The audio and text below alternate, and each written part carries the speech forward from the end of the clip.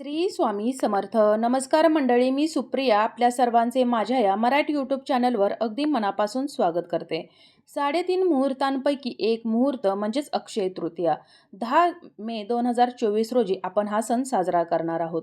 या दिवशी मौल्यवान वस्तू खरेदी करणं शुभ मानलं जातं. या दिवशी माता लक्ष्मी, भगवान श्री विष्णू यांची विधिवत पूजा केली जाते.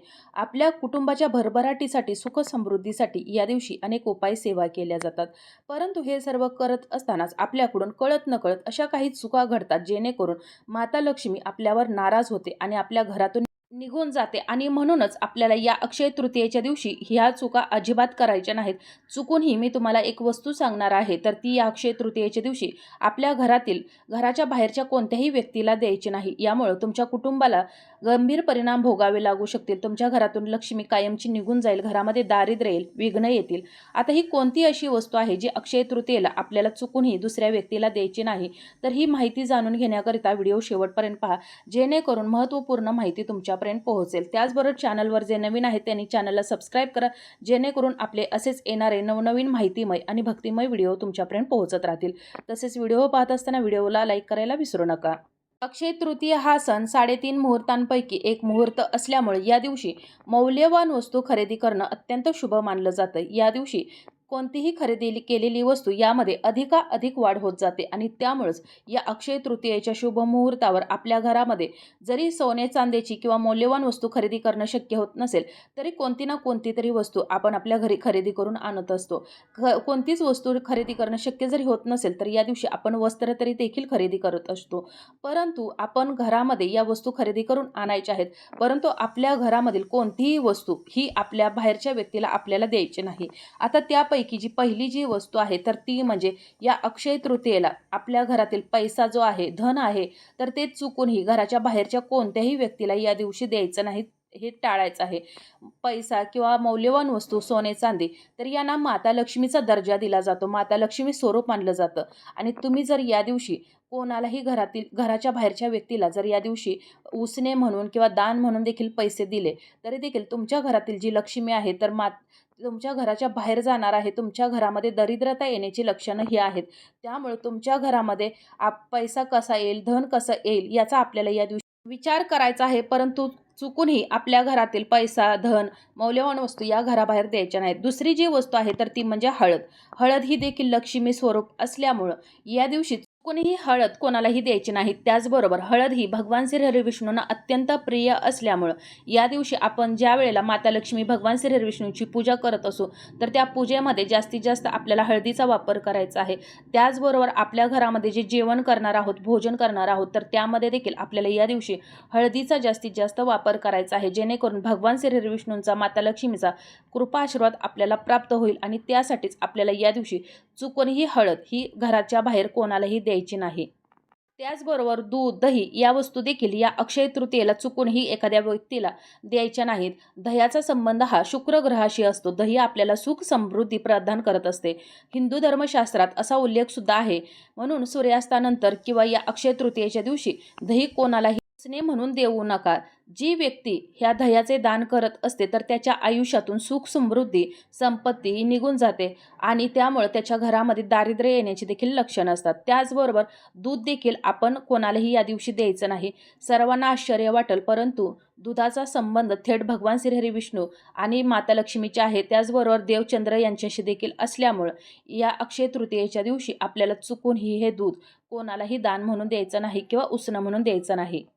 त्याचबरोबर आपल्या घरामध्ये जो कांदा लसूण असतो, तर तो कांदा लसूण देखील तुम्ही तिन्ही सांजेच्या वेळेला कधीही कोणालाही उसना द्यायचा नाही. त्याचबरोबर या अक्षय तृतीयेच्या दिवशी देखील द्यायचं नाही. कांदा लसूण एखाद्याला उधार देणे देखील आपल्या हिंदू धर्मशास्त्रानुसार अशुभ मानलं जातं आणि त्यामुळंच आपल्याला हा कांदा लसूण द्यायचा नाही. त्याचबरोबर कांदा आणि लसूण याचा थेट संबंध केतू ग्रहाशी होत असतो, जो जादू टोणाशी संबंधित असतो. आणि आपल्या आजूबाजूला असे अनेक लोक असतात की जे आपल्याला त्रास देण्याचा प्रयत्न करत असतात. आणि म्हणूनच या दिवशी आपल्या घरातील कांदा लसूण हा कोणालाही द्यायचा नाही किंवा दान म्हणून द्यायचा नाही किंवा उधार म्हणून द्यायचा नाही. आता पुढील जी वस्तू आहे ती अत्यंत महत्त्वाची आहे, ती म्हणजे आपल्या घरातील झाडू, केरसुणी.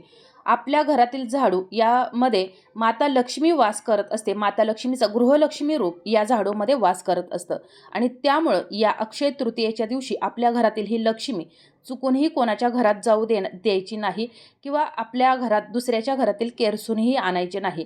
या दिवशी तुम्हाला नवीन केरसुनी खरेदी करून आणायची आहे किंवा झाडू खरेदी करून आणायचं आहे आणि लक्ष्मी माता स्वरूप म्हणून या दिवशी तुम्हाला याची पूजा अवश्य करायची आहे. त्याचबरोबर आपल्या घरातील अगदी जुना जरी झाडू झाला असेल तरी देखील तुम्हाला हा झाडू फेकून द्यायचा नाही किंवा एखाद्या व्यक्तीला द्यायचा देखील नाही. त्याचबरोबर तुम्ही जर अशा प्रकारे जर झाडू दुसऱ्याला देत असाल तर तुमच्या घरातील माता लक्ष्मी नाराज होऊन दुसऱ्याच्या घरामध्ये जाईल आणि तुमच्या घरामध्ये जी काही सुख समृद्धी आहे, लक्ष्मी आहे, तर संपत्ती आहे, तर ते सर्व या माता लक्ष्मीमुळे असतं.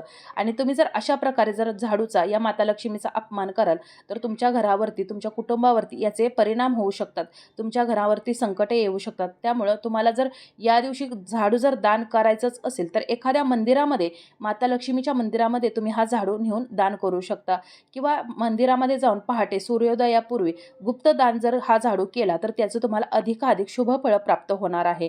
आणि अशा प्रकारे तुम्हाला ही वस्तू कोणालाही द्यायची नाही. त्याचबरोबर या दिवशी मी अगोदर सांगितल्याप्रमाणे कोणालाही पैसे, सोने, चांदी या मौल्यवान वस्तू देखील द्यायच्या नाहीत.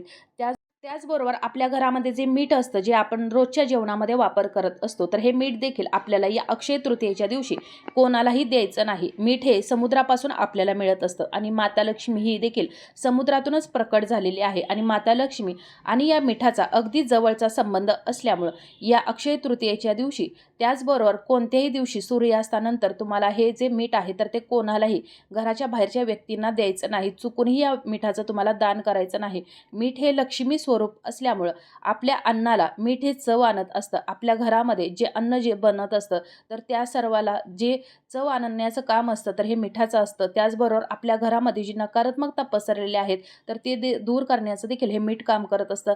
जी काही आपल्या घरावरती विघ्न आहेत, बाधा आहेत, तर ते देखील दूर करण्याचं हे मीठ काम करत असतं.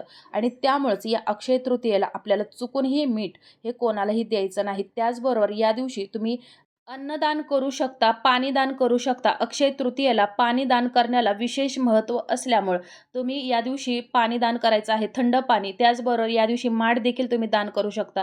अक्षय तृतीयेला दानाला जरी विशेष महत्त्व असेल तरी देखील तुम्ही या मी जे सांगितलेल्या आहेत तर त्या वस्तू सर्व सोडून कोणत्याही वस्तू दान करू शकता. त्याचबरोबर या अक्षय तृतीयेला आपल्या घरातील जे कपडे असतील तर ती देखील कपडे इतर घरात बाहेरच्या व्यक्तींना चुकूनही द्यायची नाहीत. हे देखील आपल्याला चूक अवश्य टाळायचे आहे. त्याचबरोबर तुमच्या घरातील चपला असतील, बूट असतील तर ते देखील आपल्याला या दिवशी कोणालाही दान द्यायचं नाही. त्याचबरोबर तेल असेल तर तेल देखील आपल्याला घरातून बाहेर जाऊ द्यायचं नाही. तेल, मीठ या ज्या वस्तू आहेत तर त्या वस्तू आपल्या घरामध्ये भरभराट आणण्याचं काम करत असतात. त्यामुळे हे तेल देखील आपण या दिवशी चुकूनही घराच्या बाहेर जाऊ द्यायचं नाही. त्याच तर अशा प्रकारे तुम्हाला मी या ज्या काही वस्तू सांगितलेल्या आहेत, म्हणजेच मीठ असेल, तेल असेल, दही असेल, दूध असेल किंवा सोन्या चांदीच्या मौल्यवान वस्तू असतील किंवा इतर तांब्याची जरी वस्तू असेल तरी देखील ती आपल्याला घराच्या बाहेर जाऊ द्यायची नाही. शक्यतो या दिवशी घरातील कोणतीही वस्तू घराच्या बाहेर जाणार नाही याची आपल्याला विशेष काळजी घ्यायची आहे. जर आपल्याला एखाद्या व्यक्तीला जर दान द्यायचे असेल एखादी वस्तू तर ते तुम्हाला अन्नदान करायचं आहे. त्याचबरोबर तुम्हाला या दिवशी पाणीदान करायचं आहे, मटका दान करायचं आहे. त्याचबरोबर या दिवशी तुम्हाला जितक्या जास्तीत जास्त वस्तू खरेदी करून आपल्या घरी आणणं शक्य होईल तर त्या तुम्हाला करायच्या आहेत. परंतु आपल्या घरातील वस्तू दुसऱ्याच्या घरी जाणार नाही याची आपल्याला विशेष काळजी घ्यायची आहे. तुम्ही जर तुमच्या घरातील काही वस्तू जर या दुसऱ्याच्या घरामध्ये जाऊन देत असाल तर तुमच्या घरातील माता लक्ष्मी नाराज होऊन त्यांच्या घरामध्ये जाईल आणि याचा तुमच्या कुटुंबाला संपूर्ण परिणाम भोगावा लागू शकतो. तुमच्या घरामध्ये दारिद्र्य येण्याची शक्यता आहे आणि त्यामुळे तुम्हाला या अक्षय तृतीयेला या चुका अवश्य टाळायच्या आहेत. तर अशा प्रकारे आपल्याची ही माहिती, आजचा हा व्हिडिओ इथंच थांबवते. ही माहिती, हा व्हिडिओ तुम्हाला कसा वाटला कमेंट करून जरूर कळवा. माहिती जर आवडली असेल तर व्हिडिओला लाईक करा, चॅनलला सबस्क्राईब करा आणि हा व्हिडिओ जास्तीत जास्त शेअर करा, जेणेकरून ही महत्त्वपूर्ण माहिती सर्वांजवळ पोहोचेल आणि याची पुण्यप्राप्ती तुम्हालाच होईल. लवकरच भेटू असेच एका नवीन माहितीमय आणि भक्तिमय व्हिडिओसोबत. तोपर्यंत धन्यवाद.